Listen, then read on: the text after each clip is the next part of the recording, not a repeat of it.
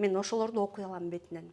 Адамдардын жүрүм турумун сезип калгам да. Демек сиз билет экенсиз да, эмне себептен ушул окуялар сиздин башыңыздан өткөнүн? Ооба, түшүндүңбү? Эгерде адамдын кашы кыска болсо, аны узартсаң, демек сен иш жашоодо бир ишти аягына чейин бүтүргөнгө өзүңдү мындай программаладың деген нерсе. Мен бул Кыргызстанда иштей албай калгам. Ар бир нерсе менин кызымдын элеси, эне апамдын элеси, баскан турган, күлгөн баары тең мояма туруп алды да. Караңгы үңкүргө 40 күндүк ач карын болууга, өзүмдүн коркунучумду жеңиш үчүн ошол жерге дагы кирип, ура, 1, 2, 3 төбөңүз аркылуу кирди. Башыңыз аркылуу эрип жүрөгүңүзгө чейин түштү. Күчтүү, духу күчтүү болуп чоңоюш үчүн ата эне кандай тарбия бериш керек балдарына? Эй, тур, сабаң окубайсыңбы? Бар, сен тигини жасап келбейсиңби? Деп өзү телефондон башы чыкпайт. Кандай көйгөй менен сизге көп кайрылышат? Эң биринчиден силерге тапшырма 5 миллион сом болсо, эми бул чоң акча деле эмес, эмне кылат элеңер? Эми виза ала албай жаткандар браслетти алгандан кийин, мунун да түрлөрү бар да. Эмнегедир 3 күндө эле алып калгандар бар. Саламатсыздарбы, урматтуу Жылдыз Тайм YouTube каналынын көрүүчүлөрү? Сиздер менен бүгүн кайрадан эле мен Кылычбекова Акмөр бүгүн дагы жакшы кызыктуу маек тартуулайын деп турам. Бүгүн бизде конокто энерготерапевт Аида Урдинова эжекебиз келип отурат. Саламатсызбы Аида эже, ден соолуктарыңыз жакшыбы?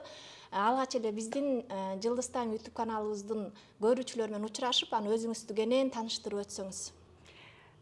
Кутман күнүңүздөр менен, кутман кечиңиздер менен асылдар. Мен атым Аида Урдинова, энерготерапевтмин. Көп жылдан бери ушул психология жолунда жүрөм. Адамдарга ушул өсүп өнүгүү боюнча стресс, депрессиядан чыгуу кыска мөөнөттө өзүнө келүүчү атайын техникаларды, практикаларды жашоо турмуштан алып, илим аркылуу дагы ушул элдер менен иштешип аткан мезгилим азыр. Энерготерапевт болгондуктан бул өзүнүн мааниси, бул адамдардын энергиясы менен иштейм да. Себеби дегенде бардык нерсе бул адамдын ички жан дүйнөсүнүн акыбалы. Эгерде адамдын энергетикалык күчтүү болсо, ал оорубайт, туурабы? Адамдын энергиясы төмөн болсо, ал бат ооруйт, көз сөз, кирене дегендерге учурай берет. Ошондуктан бул сферада аябагандай жакшы илимдерди өздөштүрүп, ушул адамдар менен иштеп аткан мезгилим деп айтсам болот. Жакшы, Аида эже, менде мындай суроо жаралды да, психология жаты сиздик деле эл менен иштешкенден кийин, элдин көйгөйүн чечкенден кийин психология жатына кирип калат да. Анан менде мындай суроо да, ушул тармакка кызыгып, мен да психолог же сизге окшоп энерготерапевт болгум келет деген адам кандай сапаттарга ээ болуш керек? Кандай сапат керек жакшы психолог же сиздей энерготерапевт болуш үчүн? Ооба, жакшы суроо. Эң биринчиден адам ушул адамдар менен иштешкен өтө ичиндеги бир каалоо болуш керек да.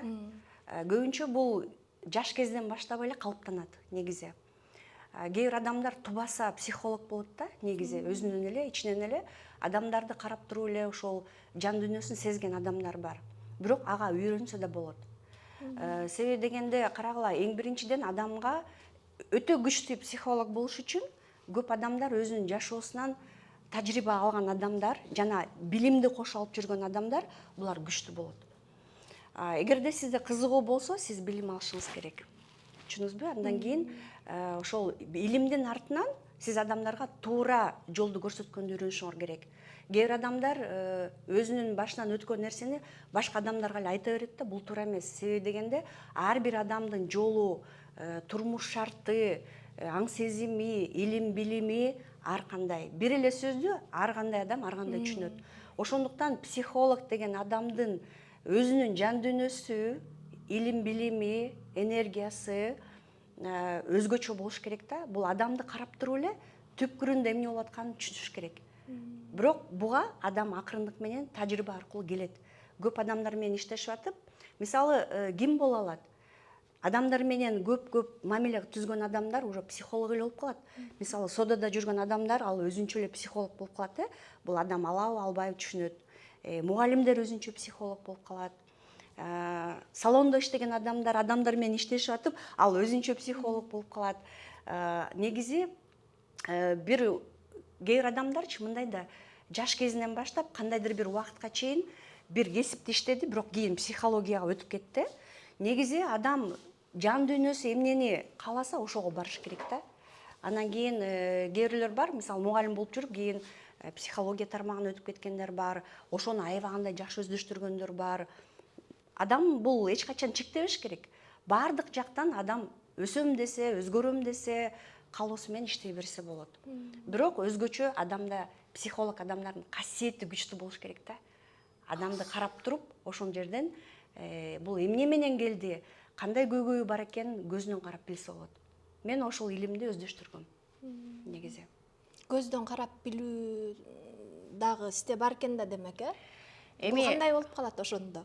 бул адамдын физиологиясын окуп, атайын окуусу бар мунун. Мен ошол окууну өздөштүргөм. Муну ФБР негизи бул өтө секретный сабак да, негизичи муну бардык жерде окуй албайсың. Мен ошол нерсени өздөштүргөм. Адамдын турпаты, физиологиясы, түзүлүшү, өңү түсү, кыймыл аракети, негизи бетиндеги бырыш, меңдер эмне жөнүндө ошону карап туруп эле мен түшүнө алам. Анда Айдежи азыр мен сизге бир суроо берейинчи.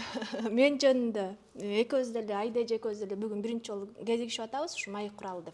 Мен жөнүндө физиологиялык жактан мен көрдүңүз да, басып турганымды, сүйлөгөнүмдү, жүзүмдү эмне деп мындай үстүртөн да бир 3-4 характеристика берип көрсөңүз мага. Макул? Аябай кызык болуп кетти. Ооба, сен кашыңды качан жазаттың эле? 5-6 жыл болду. Өзүм боеп коем да. Вот карагын, адам бетинен, түзүлүшүнөн бир нерсесин оңдотсо, операция кылып, кесип, кошуп, боеп, татуировканын баары тең бул тагдырды ошо өзгөртөт. Түшүндүңбү? Эгерде адамдын кашы кыска болсо, аны узартсаң, демек сен иш жашоодо бир ишти аягына чейин бүтүргөнгө өзүңдү мындай программаладың деген нерсе. Түшүндүңбү? Кээ адамдар көзүн баягы сурма чыгарып жасатып атпайбы? Анда дагы адамдын мүнөзү өзгөрөт. Кызганычтуу, мындай орусча айтканда ревность ошол көбөйүп баштайт кээ бир адамдарда. Карагын, мисалы сен жөнүндө айтсам, сенин бетиң бул адамдын энергиясын, энергетикасынын күчтүүлүгүн айтат. Лидердик сапат сенде бар, бирок ошону сен дагы өздөштүрүшүң керек. Азыр сен изденип турган мезгилиң. Сенде орусча айтканда логическое мышление деп, бул көз менен каштын ортосунда аралык айтат да. Сен сразу эле макул болбойсуң. Ойлонуп туруп, анан кийин мага бул туура болот деп анан кадам шилтейсиң да сен. Сенин меңдериң, сен бай болгонго сенде 100% шанс бар.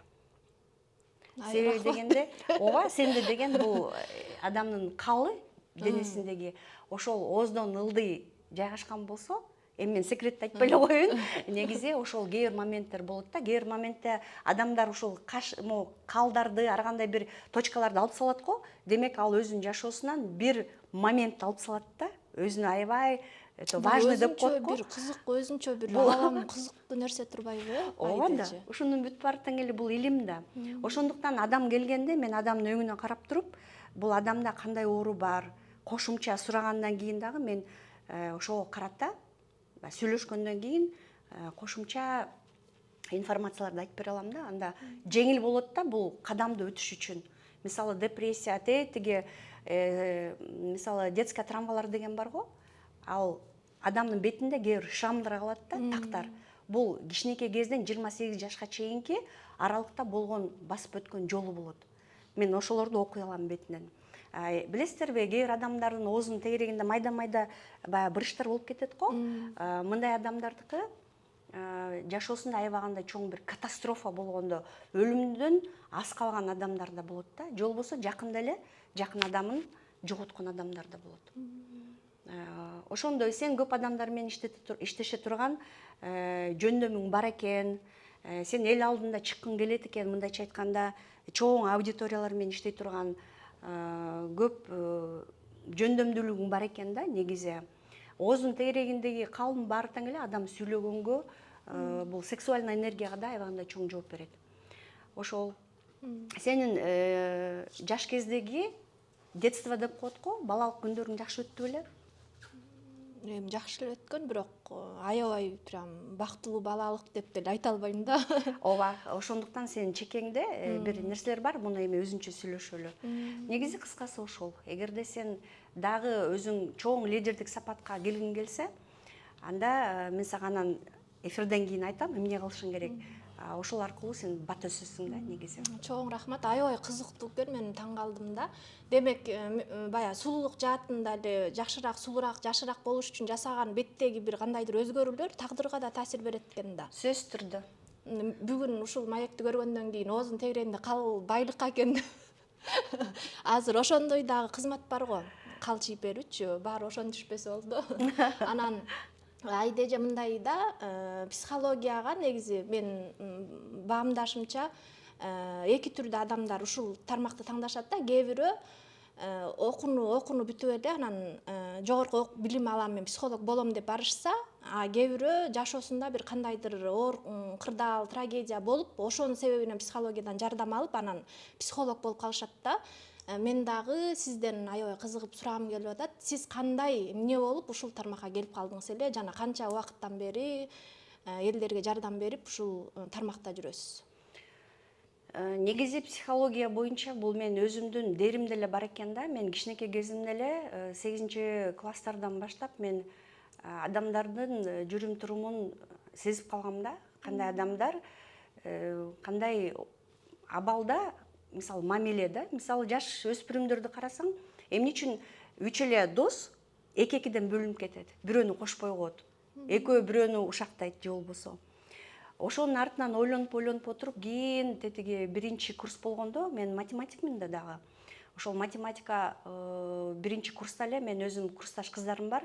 Ошондо 18 жашымда эртең саат 5-те ЗРЖНК Панфилов паркына барып, ошол бактарды кучактап, элестетсең, бул 1989-90 жылдары ошол бактарды кучактап, 87-жылы мен энергия алып атам, бактардан, жаратылыштан деп Бирок ал жөнүндө маалыматыңыз жок. Маалыматым жок, бирок билчүмүн да, что ушундай бар экенин. Анан жылаң аяк басып, жер мага энергия берет, мен күчтүүмүн, бул ала мени жакшы көрөт деп, ошол 2-3 кыз бар болчубуз да, досторум анан ошолор менен ошондо эле меники башталган экен да, негизи. Жаратылыш менен гармонияда болуш экенин түшүнгөм. Анан мен көп сүйлөшчүмүн да жаратылыш менен.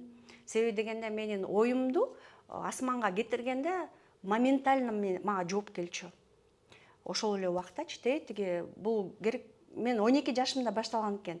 Бирок осознанно деп айтылат го, бул ошол 16 жаштан баштап 1-курста аябай бир мээмде революция болду да. Андан кийин турмушка чыгып кеттим. Турмушка чыккандан кийин эле жашоодогу тажрыйбалар келип баштады да. Туура эмес мамиле, түшүнүксүз кандайдыр бир абалдар, өзүмдүн ким экендигимди жоготуп баштадым. Андан кийин өтө кыйналдым, балдалуу болдум, 3 кызды болдум. Жашоодогу моундай ар кандай өйдө ылдый ситуациялардан карай Кудай Алла Таала дайыма бизге оңолуш үчүн сигналдарды берет да, негизи. 1999-2000 жылдары мага аябагандай эме келген. Ойлон депчи, ойгон деген. Сен алдагандай кысылып, туура эмес жашап атасың деген. Анда уккан эмесмин.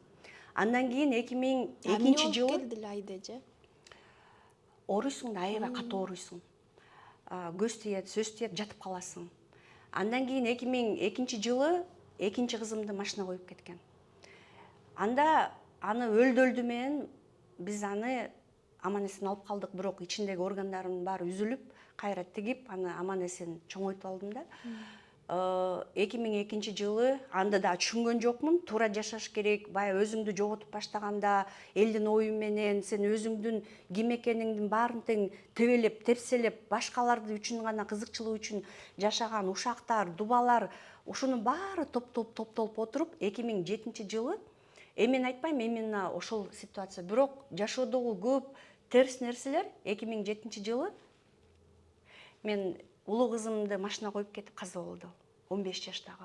Өзүнүн туулган күнү каза болду, элестетсең. Ошол күнү мен өлдүм. Чын эле да, мен азыр эстегим келбейт. Бирок өзүмдү кийин аябай тарбиялап, изденип жатып, ошол ситуациядан кийин эле көп ашпай эле кышында болгон жайында мамам каза болуп калды артынан эле. Ошол аварияны көрүп, эчтеке кыла албай, кеч көрүп калып мамам артынан кетти. Ошонун баардыгы менин жашоомдо аябаганда чоң соккулар болду. Анан кийин бир күн отуруп алып мен сындым да, мен аябай өзүм талкаландым. Эмне үчүн мен Аида Урдинова, мен өтө сонун билим алгам, сонун үй бүлөдө билимдүү адамдардын үй бүлөсүнөн чоңойгон кыз, эмне үчүн мен ушунчалык төмөн деңгээлге түшүп калдым? Мындай болбош керекти, мен мындай жашагым келбейт деп мен өзүмөн төңкөрүш кылдым да. Ошол кызымды жоготкон, менин поддержка колдоо көрсөткөн мамам жок. Бир ай мурда мен ажырашып кеткем. Себеби дегенде жашоодогу момундай нерсенин баары тең. Ушунун бүт баары тең мени сындырды. Анан мен кайра өзүмдү акырындык менен чаптап, дарылап, кечирип, 8 жыл дегенде араң кечирдим го бир адамдычы. Себеби дегенде ал менин жашоомду аябагандай чоң революция болду да, эми мындайча айтканда. Ошол 2007 жылы ошол иш болду. 2009 жылы мен өзүмө кат жаздым. Аида, мындай жашоо болбойт. Өзүңдү колуңа алгын. Эмне кылышың керек? Үй алышың керек. Сен эми 2 кызың менен каякта жашайсың? 2 кызың үчүн жашашың керек. Мен өлүгүм келген ошол моменттерде. Сынгам да аябай. Анан жок, мен 2 кызымды бутка тургузушум керек деп туруп, анан мен жазгам. Мен чет өлкөгө барып иштешим керек. Себеби дегенде мен бул Кыргызстанда иштей албай калгам. Ар бир нерсе менин кызымдын элеси, эне апамдын элеси, баскан турган, күлгөн баары тең мояма туруп алды да. Мен калтырап калдым да такыр. У меня клиническая смерть была. Көпкө чейин мен өзүмө келе алган эмесмин. Ошондон кийин анан жаздым, максаттарды жаздым. Үй алышым керек, бизнес курушум керек, кыздарымды жакшы жерге окутушум керек, машина алышым керек. Мен Аида Урдинова болом деп мен өзүмө прям кол коюп турмун. Ошол дневник менен, күндөлүк менен күндөп, түндөп мен башыма жазанып жатчумун. Элестетсең, мен 3 адамды жазган экенмин да, ошонун алдындачы. Мен Аравияга кетем дагы, мен даже билбейм ошол гуруну жолуктурам деп. Мен ошол жака жазып турмун да, мен индиялык гуруга жолугам дагы, мен андан илим алам деп жазып турмун. Таң калам, эмнеге антип жазгам. Андан кийин европалык адамга жолугам, ал мени кантип акчаны көбөйтүш керек, ошолдун сабаттуулукту үйрөнөм деп аны жазып турмун. Ислам дини боюнча окугум келет, түшүнгүм келет, эмне үчүн мындай болуп атат, канча мен дуа кылсам дагы эмне үчүн мен кызым каза болду, ага чейин дагы бир кызым ушундай кырсыктады. Андан кийин 3-чү кызым дагы башы менен канча жолу сотрясение алды, мамам каза болду, эмнеге мындай болуп атат деп мен өзүмдү изилдегим келди да. Анан ошонун баарын тең сабак илим алып баштагандан баштап жоопторун ала баштадым. Мен качан жүрөгүмөн монтип кой бергенде, ошол адамдарды, ситуацияларды, ошол жашоомдогу болгон, өзүмдү кабыл албаган, өзүмдү күнөөлөгөн, башкаларды күнөөлөгөн жүрөгүмөн кой берип баштаганда, бардык абал ордоруна келип баштады да, бардык нерсе. Кызымды да кой бере албай койдум да көпкө чейин. Бул балдарын жоготкон ата эне сезет да, бул эмне болгон оор экенинчи. Анан ошону кой берип, азыр мен ыйлабай сүйлөп атпаймынбы? Бул мен үчүн өтө чоң жеңиш да. Ооба, анан кийин ушундай сабактардан өттүм. Мен предательство дегенди, измена дегенди башыман өткөрдүм. Достордун дагы ошондой жүрүм турумдарын, мындайча айтканда, акча карыз боюнча, мамиле, жумуш деп айтсам болот баягы өзүң лидердик сапаттуулукка кантип үйрөттүң, жашоодогу келген баардык адамдардан мен сабак алдым. Баардыгына мен ыраазычылык билгизем. Мен эчтекени жанакы сожалеть этпейм да, мындайча айтканда өкүнбөйм эч нерсеге. Ошонун баары тең менин жашоомдо өтүшүм керек болчу, өтүп атам. Ошого сабак алганым үчүн мен ыраазычылык билгизем. Ушунун баары тең тажрыйба болду, дагы кошумча мен сабак алдым. Илимдендим мен. Ошол жана айтылган гуру, индус адамды айтып атпаймынбы, Майкл Патан. Мен ошондон сабак алдым да. Гималайдан барып, ошол чоктон бастым, өрттөн бастым, айнектен бастым, мыктан бастым, караңгы үңкүргө 40 күндүк ач карын болууга, өзүмдүн коркунучумду жеңиш үчүн ошол жерге дагы кирип, анан көп өзүмдү жеңиш үчүн ошонун баары тең болгон экен да, трансформация катуу болду да менде. Анан илимдерди окуй бердим, өсө бердим. Джон Кехадан дагы 2013 жылы сабак алдым. Адамдын аң сезими кантип менталдык психологияда бул кантип кыялданып атып, сен эмнени ойлосоң жашооңо алып келе аласың. Канткенде кандай кадамдарды өтүш керек. Ошонун баары тең мага билим болду. Ошонун артынан көп ийгиликтерге жетиштим. Мынакей ошентип отуруп 2000 кыскача айтканда оор акыбалдан баштап бүгүнкү күнгө чейинки бул менин ошол жолум болуп атат да. Ага чейин деле өскөм, бирок ошол кызыман кийин катуу менде трансформация жолу башталды да. Мен изилдендим. Эмнеге мындай болуп атат? Карма жолубу, каяктан кетти, ким аркылуу келди, эмне үчүн мындай болуп атат деп, азыр мен өзүмө келген убактым, бирок дайыма эле изилденип атам да азыр деле. Демек сиз билет экенсиз да, эмне себептен ушул окуялар сиздин башыңыздан өткөн? Ооба. Мунун бүт баары тең бир эле моменттен эмес, мунун баары тең эң биринчиден адам өзүнүн личность, өзүнүн өздүк экенин жоготуп койгондуктан, өзүнө тура албагандыктан, андан кийин ортодо кара дуба деп айтылат го, ошондойлор болгондуктан, көрө албастыктар, сөздөр, таарыныштар, баягы кечире албаган, баары тең момундай болуп отуруп, адам айтып атпаймынбы, өзүм менен эмес, ал бирөөнүн жашоосу менен, бирөөнүн ою менен жашасаң, адам жаралат экен да бир күнүчү. Ошондуктан эмне үчүн биз сабактарда айтабыз, өзүңдү сүйүүдөн башташ керек деп. Өзүңдү сүй десе бул эгоистический сүйүү эмес. Бул сенин ар бир нерсеңе чек коюу деген нерсе. Чек коюу, түшүнүү. Эгерде сен кыйналып, сени тебелеп тепселеп атабы, ошол жерден ойлонушуң керек, эмнеге мындай болуп атат? Балким мен мүнөзүм туура эмес болуп атабы, бир жерде мен аны түшүнбөй жатамбы деп анализ кылыш керек экен да. А бизге деген эмне? Аны үйдөн үйрөткөн эмес. Биздин мектепте, университеттерде окуткан, бирок бизге терең берген эмес да бул сабактарды. Жашоо үйрөтүп атат.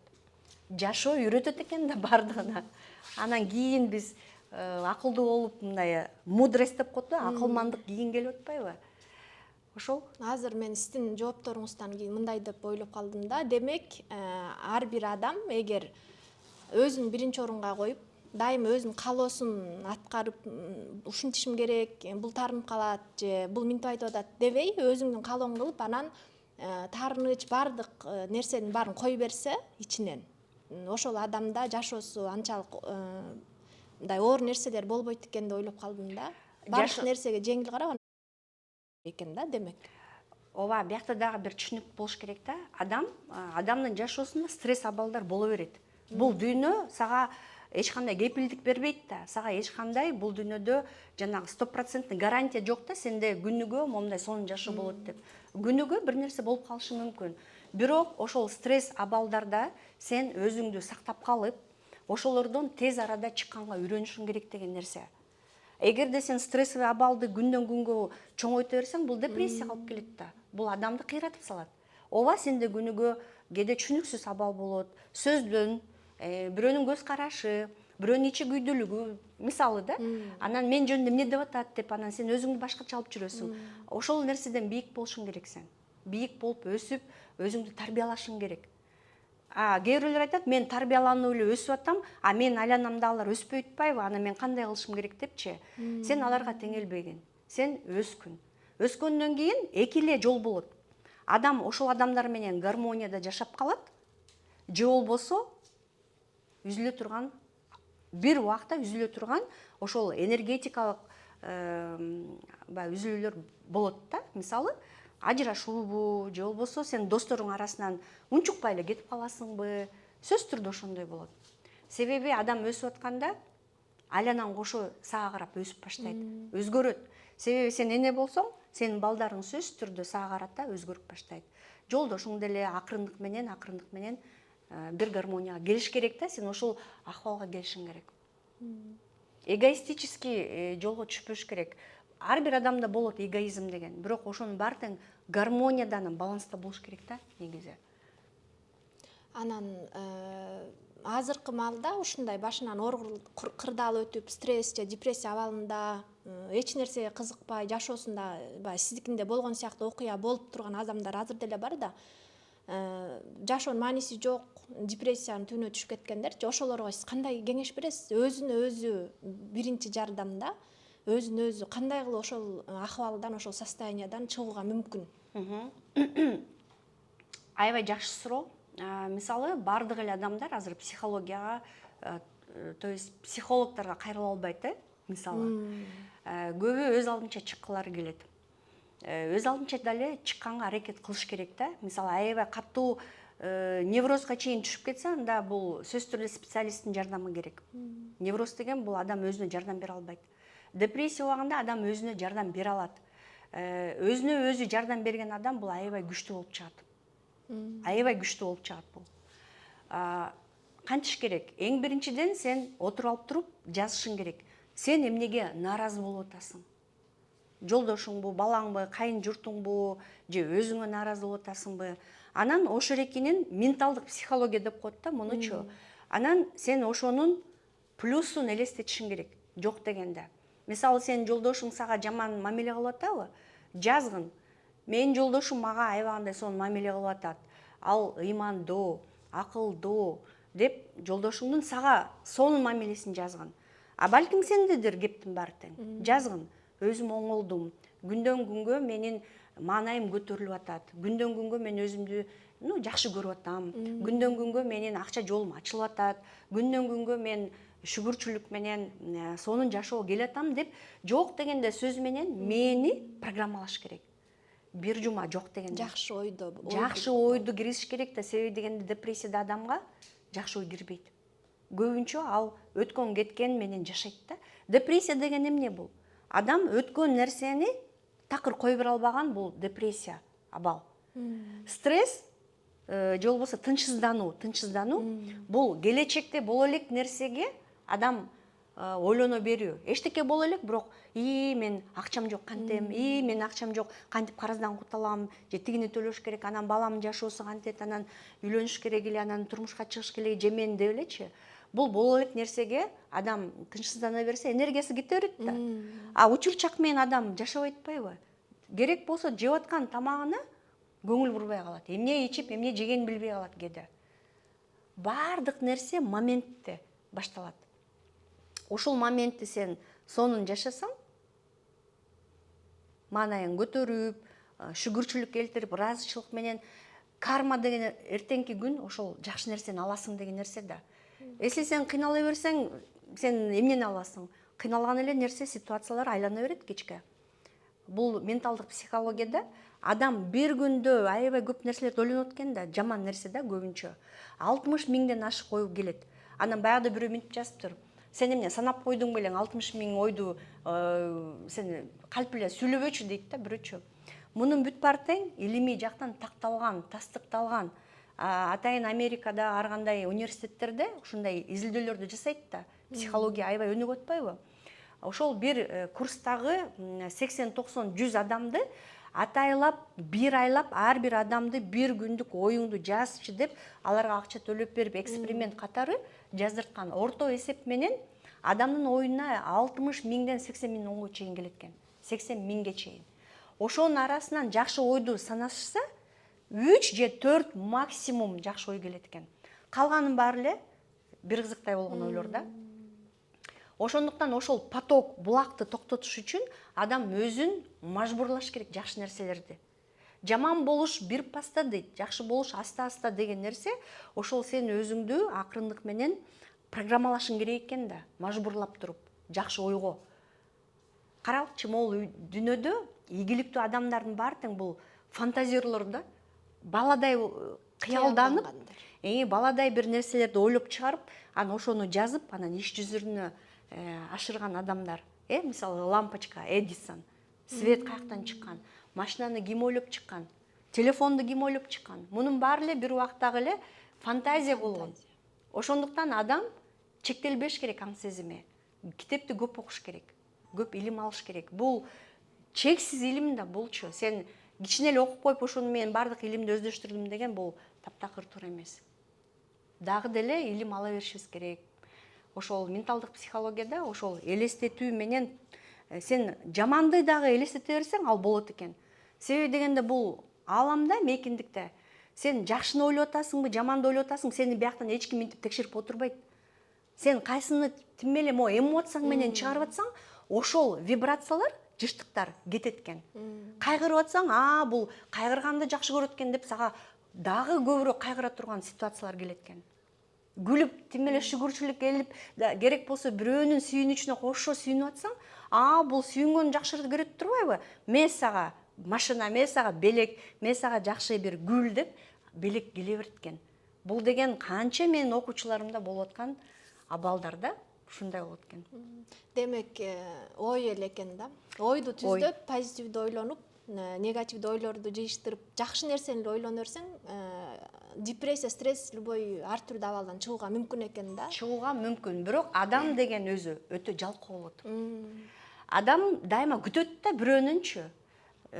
Жертва состояния деп коет го. Ошол сени бирөө аяш керек. Байкушум, ооруп атасыңбы, жата турсаңчы, сен албы, баягы, ти күйөөңбү, аялыңбы, ал шүмшүк да. Ошону уккусу келет экен да, депрессия түшкөн адам. Аялганды. Себеби дегенде дагы бирден бир себеби адам депрессия мээрим жетпегенден болот. Внимание жетпегенден болот. Анан баалуулугуң түшүп калгандан болот. Сени эч ким барктабай, сага мындай жана комплимент айтпай калса эле, адам эч кимге кереги жокту сезип баштайт экен. Ошону көтөрүш үчүн адам өзүнө өзү жардам бериш керек. Жардам бербесе сени эч кимдин интереси жок да, мындай кызыкчылыгы жок, сени эле мактап эле, сени шыктандырып эле, сага мотивация берип эле эч ким. Сен өзүңдү көтөрүшүң керек. Сен өзүңө жардам бермейинче эч ким сага жардам бербейт. Жардам бериши мүмкүн, сен ошондон өзүң мотивация алышың керек да. Адамдарга мотивация берип, мындай аларды дагы жакшы ишке түрткөн бул психологдордун дагы, коучтардын дагы, тренерлердин дагы мындай бирден бир белгилери да негизи. Кээ адамдар бар, психолог болбой эле адамдарга мондай сонун мотивация бере берет. Алар тубаса адамдар ошондой болот да. Лидер, билесиңби, баягы конокко барганда аябай прям тим эле мындай уюштуруп жиберген, ал адамсыз, оптимист, ал адам жок, мындай тойлор өтпөйт, күлкү болуп турат го, шаан шөкөттүү, мындайчы. Андай адамдар дагы бар. Булардын үчүнчү энергиясы жакшы өнүккөн адамдардыкы ошондой болот. Анан менде мындай суроода баягы көп жерден көрүп калам, көбүнчө эркек кишилер ушундай башына түшкөн кыйын кырдаалдардан чыга албай, өзүн таштап, жанагындай ичип дегендей ошентип кетишет да. Аялдарга караганда эркектер көбүрөөк басымдуулук кылат да.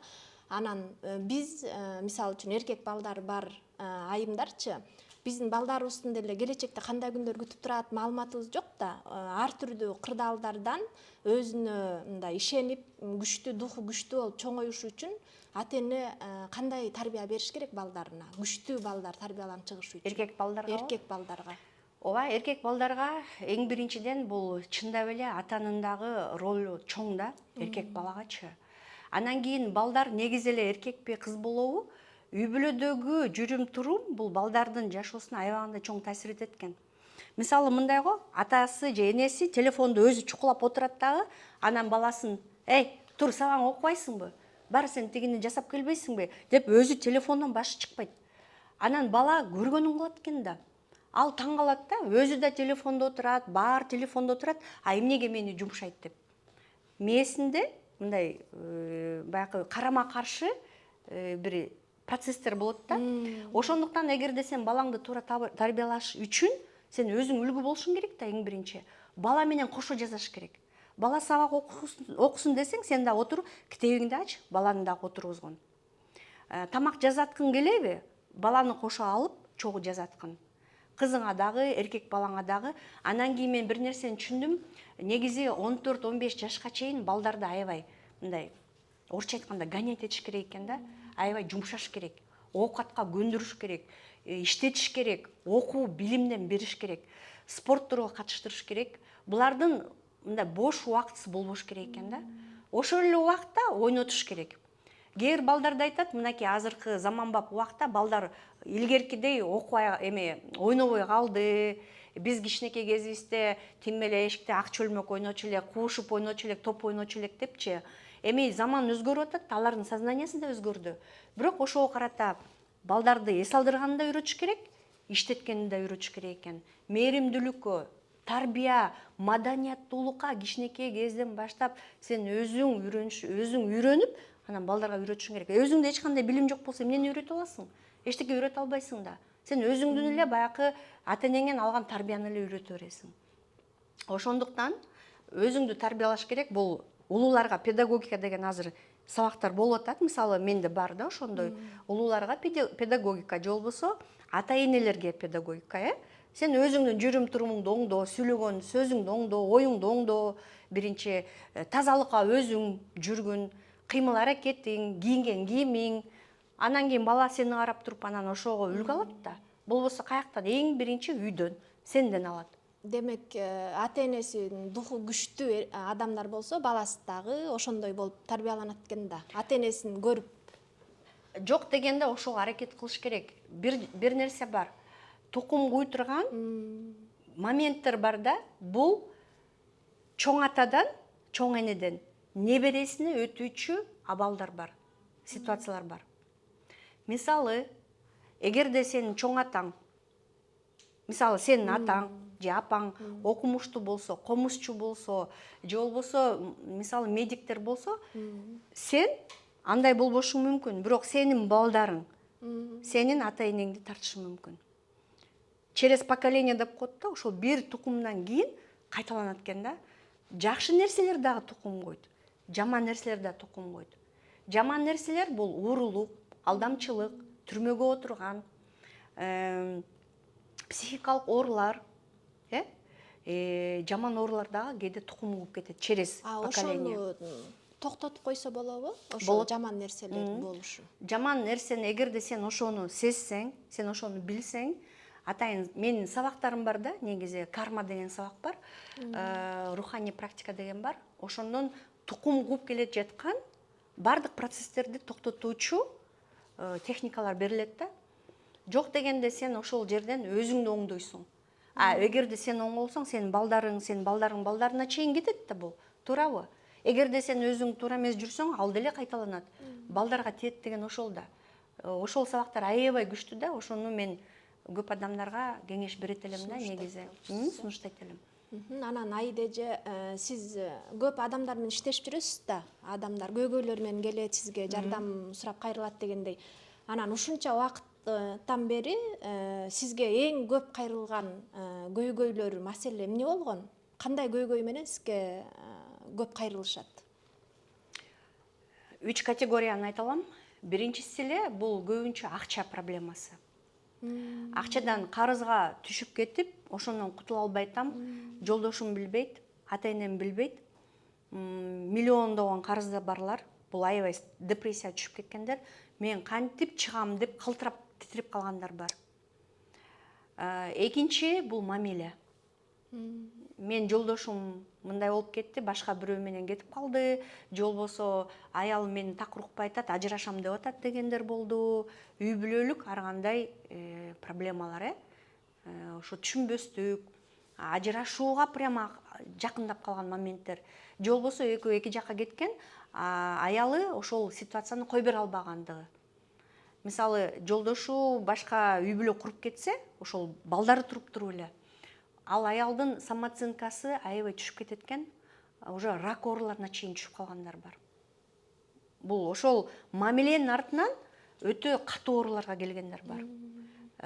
Миома киста бериле жагы, бул рак шейки матки, анан көкүрөк рак оорулары. Эркектерде көбүнчө астма,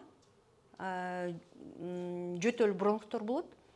Мамиленин айынан. И экинчи энерге бул кайра эле жыныстык органдар менен байланыштуу болуп калат да. Анан көбүнчө эркектерде бул баягы айта албайт экен да, көбүнчө жашырып эле өзүм жеңем деп жүрө берет, мунун акыры өтө чоң катуу депрессияга түшөт, көп ичип кеткендер бар, өзүн токтото албай, же болбосо ооруп калгандар бар. Убагында кайрылбагандардын көбү уже жок болуп кетти да, мисалы. Андан үчүнчүсү бул ден соолук боюнча дагы эле. Мисалы, бирөөнүн өпкөсү ооруйт, бирөөнүн буту ооруйт. Мунун себеби эмнеде? Азыр деген психология башкача өнүгүп атат.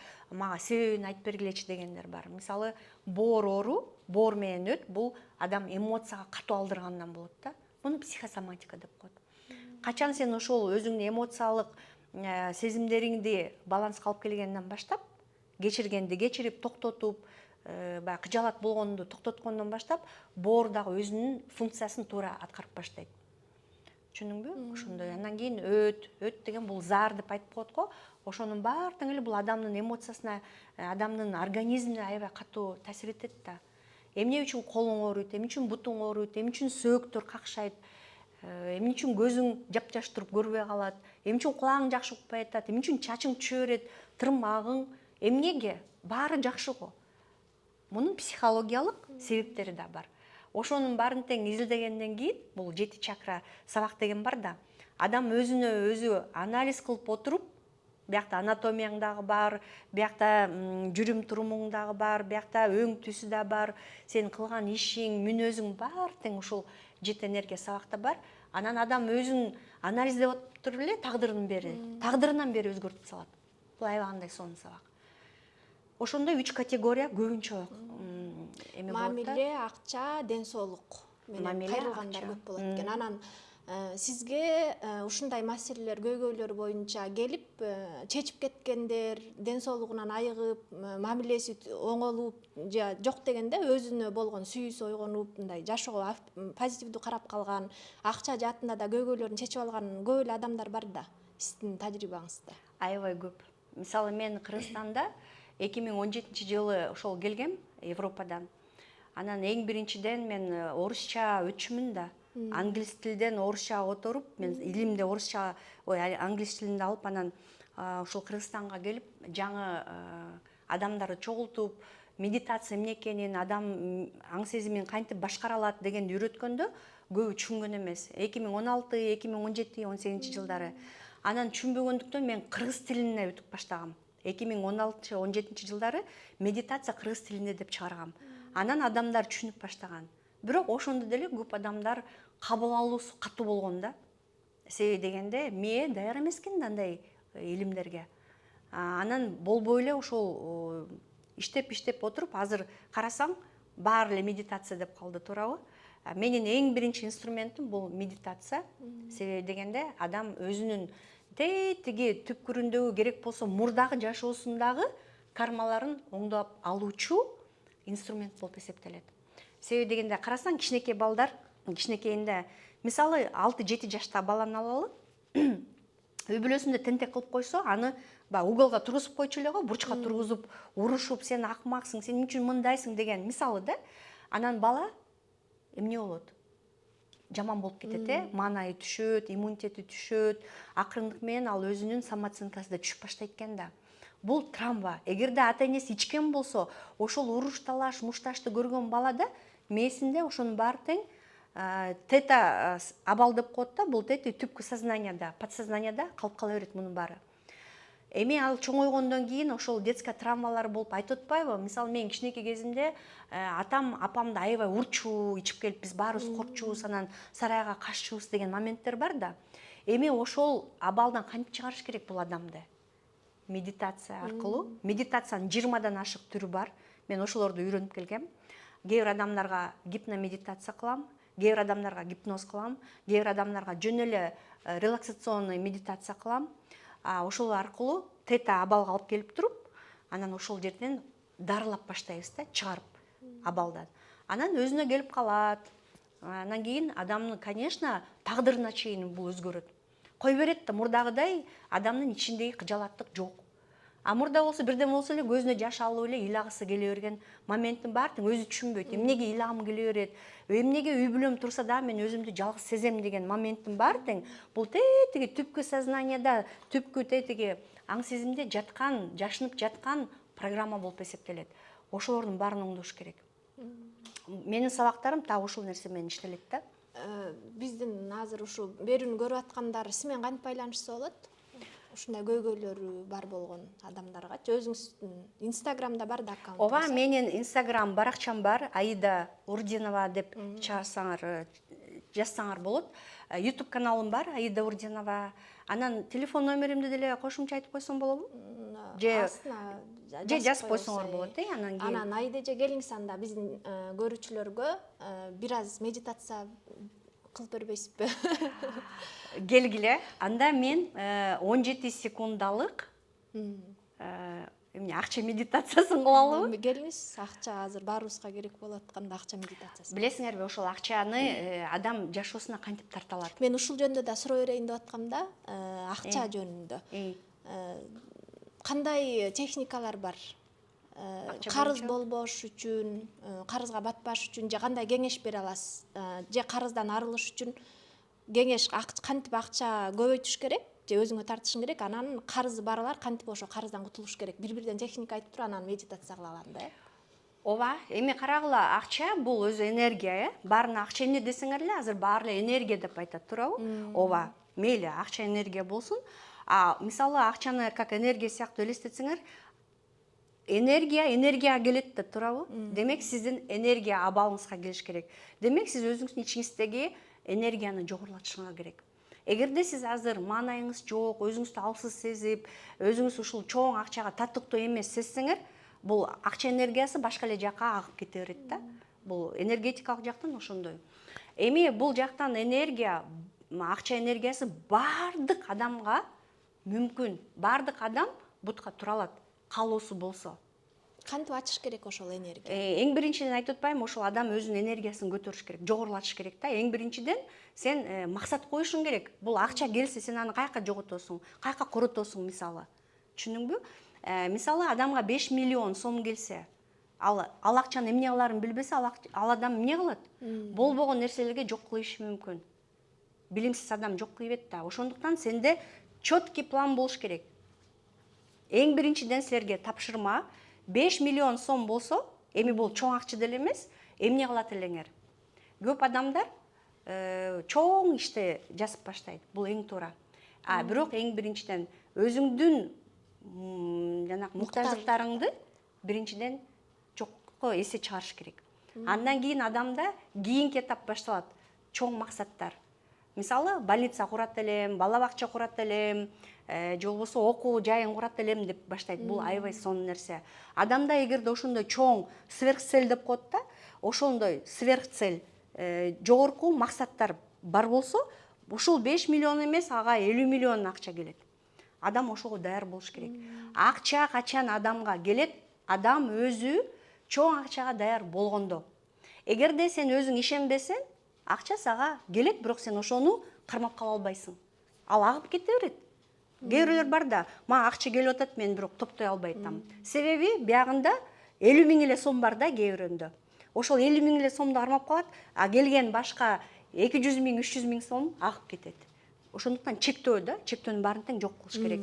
Эми мен айткым келет бияктан, акча энергиясын толук үйрөнөм десе, менде акча энергиясы деген сабактар бар да, мен бияктан айтканда баары эле монтип ачылса жакшы го. Аны ичиндеги тетиги түпкүрүндөгү көйгөйлөрдү чечип башташ керек. Эмне үчүн адам акчадан коркот? Эң биринчиден, эмнеге элестете албайт? Эмне үчүн карызга түшүп калган? Ошонун себептерин монтип поэтапно жок кылыш керек да.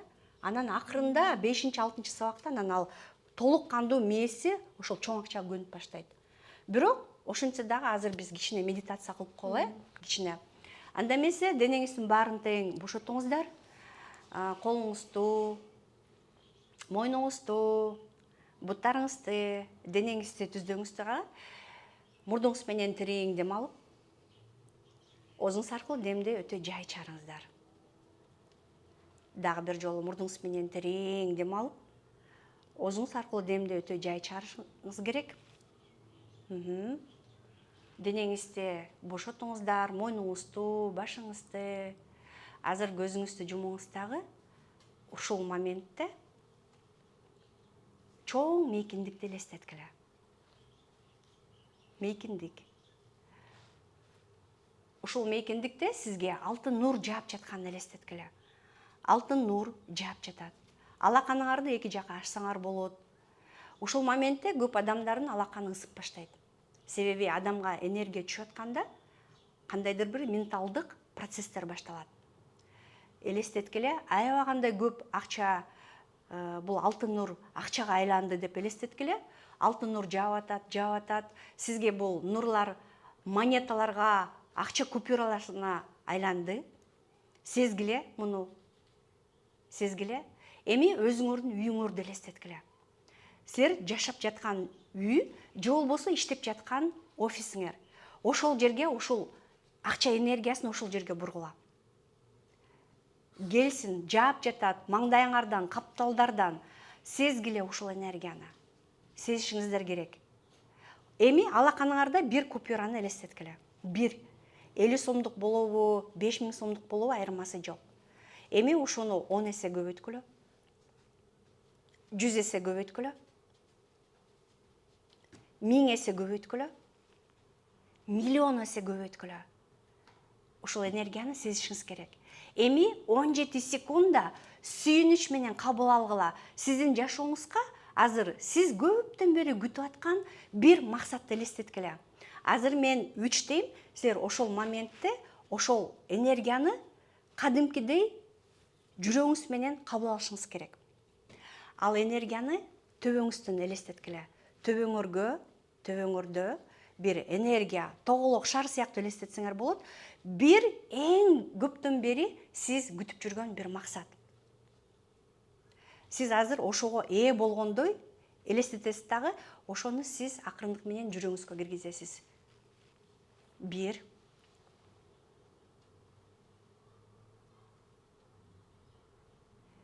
2. Мен качан ошол энергияны төбөңөр аркылуу киргизгиле дегенде, силер киргизесиңер. Азыр уртуңардан жылмаюу болуш керек. Элестеткиле, силер кантип ошол нерсеге жеттиңер. Келгиле, кетти анда. Элестеткиле, силер ошол нерсеге татыктуусуңар, силер ошол нерсеге жеттиңер, ал келди сизге. Сиз ушунчалык кубанып жатасыз, сиз ушунчалык сүйүнүп жатасыз. Ошол нерсе азыр болуп жатат сиздерге. Карагылачы, колуңарды өйдө көтөрүп алып, ушунчалык жүрөгүңөр менен кабыл алгыла. Болуп жатат. Ура деп колуңарды чаап, тем эле сүйүнүч, кубанычка келгиле. Ура! 1, 2, 3 төбөңүз аркылуу кирди. Башыңыз аркылуу эрип жүрөгүңүзгө чейин түштү. Акырындык менен ичиңизге, бардык органдарыңызга жайылып кетти. Мурдуңуз менен терең дем алыңыз. Мен ушул нерсеге татыктуумун. Бул менин жашоомо келди.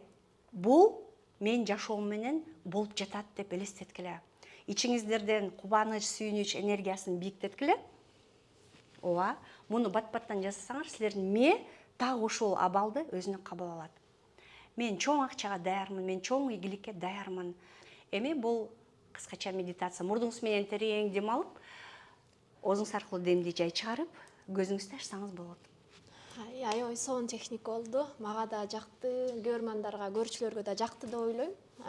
Сонун болду. Айдеже анан бүгүнкү маек тушу менен жыйынтыктай окшойбуз, убактыбыз да келип калды. Сиз менен дагы ушундай интервьюлар көп болсун. Дагы көп суроолор калып берилбейчи убакыттын тардыгына байланыштуу.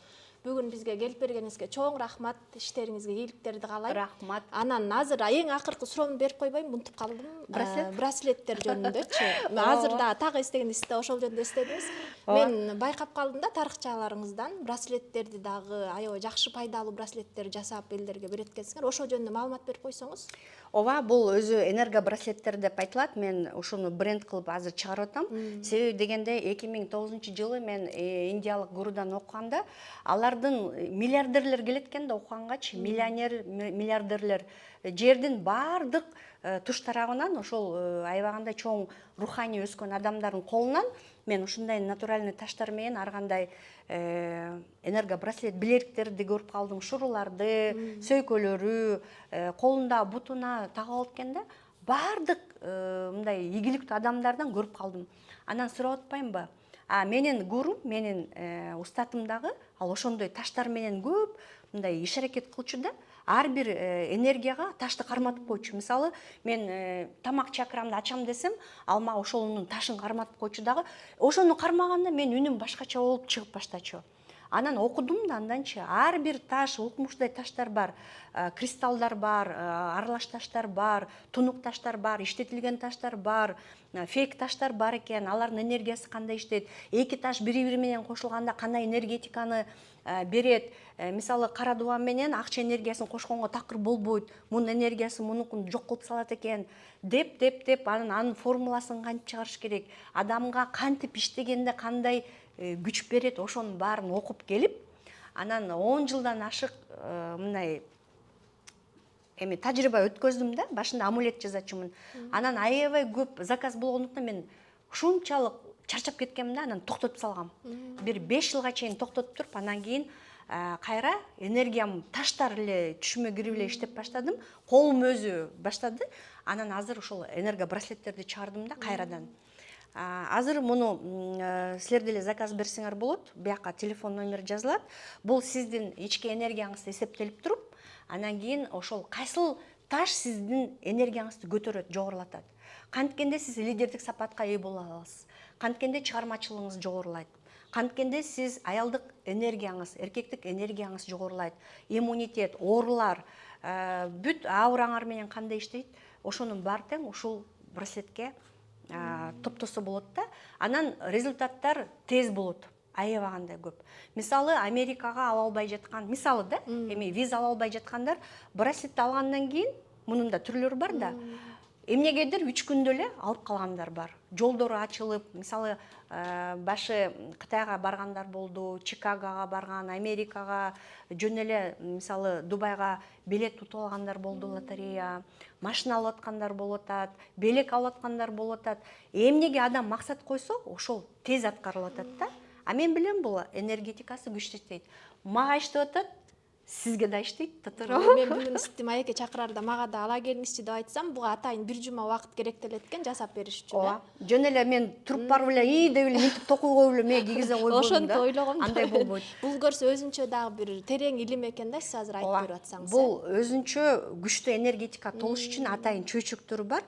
Ошол жерде 3 сутка жатыш керек да, атайын үн менен дарылайм. Себеби мунун таштары бар, орукчандары бар, жарака кеткендери бар. Анан алар сразу кетет дагы. Бул сизге иштеп баштайт. Сизге иштеп баштайт. Анан ошондуктан адамга бул тез натыйжа берет да. Сизден демек баардык тараптан жардам алса болот экен да. Мен универсал браслеттерди да алса болот экен. Ооба, Баардык акча сабактар. тармагы, мамиле тармагы баардык тармактан Аида Урдинова эжекебизден жакшы жардам алсаңыздар болот же кеңеш алсаңыздар болот дегендей. Урматтуу Жылдыз Тайм YouTube каналынын көрүүчүлөрү, бүгүн ушул менен биздин маегибиз жыйынтыкталып атат. Сиздер менен эмкиде көрүшөбүз.